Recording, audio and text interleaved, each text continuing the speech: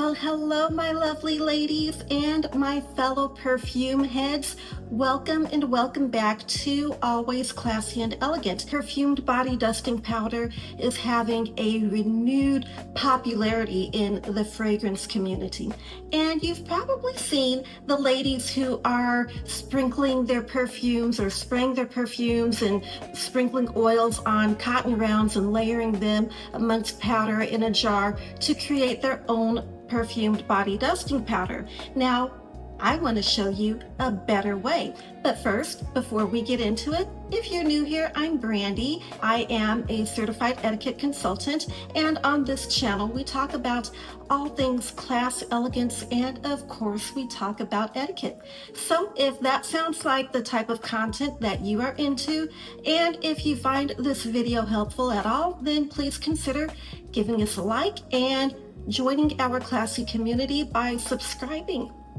Okay, now let's get into this. I'm going to show you the things that you will need to gather first. In order to put this all together, you are first going to need a bowl to combine and mix all of your ingredients. You will need a whisk to help mix everything together. You're going to need some powder. I am going to use this Caldescence medicated powder. I didn't realize that it was medicated when I purchased it. However, I don't think it is medicated to the point that it will throw off the fragrance that I am going for. Also, I'm going to use some arrowroot powder. This is a much finer mill of powder, and so it's going to help everything just feel a lot more smooth and a lot more silky once you get it all together. You'll need some fragrance oil or perfumed oil. You will need a container to put your powder in. I am going to upcycle or reuse a candle container that from a candle that I've already used up. And then lastly, you will need a blender. So don't laugh at my old school blender. This thing is, I don't know, probably half my age and it's still going strong. I have not felt the need to buy another blender yet, but it's going to make sense in the end. So let's go ahead and begin putting this all together. So I'm going to start with the Caldescence powder. I'm just going to get as much as I desire into the bowl. Next, I'm going to use a little bit of the arrowroot powder, or arrowroot, however you say it. And these people gave me a bag within a bag, so I'm gonna try to use this as elegantly as possible. And when it comes to this, the beauty of it is you can customize it to your liking. Measure with your heart, okay? There's really no right or wrong way to use this other than, I think you're gonna find that this method will have your fragrance last a lot longer than the method of layering or spraying oils and perfumes on cotton rounds. I've done it that way before, and what I found is the scent leaves after a couple of months. Doing it this way, it's not going to leave until you use the very last drop. Now I'm going to go ahead and drop in my perfume oil. I don't want to waste any of this oil, so I'm going to use a pipette or a dropper to drop it in. So this is what we have. Now I'm going to take my whisk. I'm going to whisk this all together. I'm just going to give it a good whisking, and